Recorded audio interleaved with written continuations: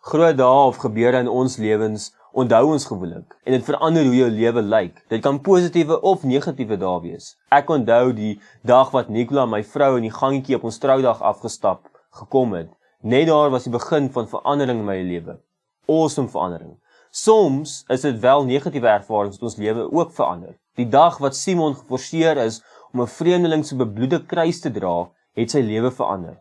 Dit was dramaties en grafies en sou vir altyd sy denke, prioriteite, verstaan van God beïnvloed. Ten goeie, jy sien die kruis het Simon se lewe verander en alhoewel dit rof was, het dit 'n goeie uitwerking gehad. Hy het tot bekering gekom en sy familie ook. Het die kruis al jou lewe verander? Wanneer ons 'n ontmoeting met God het, kan ons nie anders as om gehoorsaam te wees aan dit wat hy in ons lewe wil implementeer nie. Die kruis bring verandering, wanneer jy dit toelaat om verandering in jou lewe te bring. Ek wil jou vandag uitdaag om terug te dink aan hoe God al in jou lewe gewerk het en hoe dit jou lewe verander het. Jy sien Psalm 103 vers 2 sê, loof die Here, o my siel, en moenie enige van sy weldade vergeet nie. Hierdie week gaan ons infokus op die lewensveranderende krag wat die kruis het. Dit kom raak die diepste laag van jou menslike bestaan aan.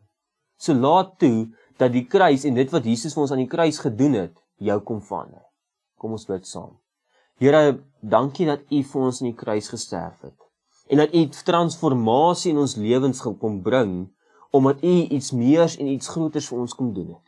Mag U elkeen wat hierdie video sien se lewe kom verander.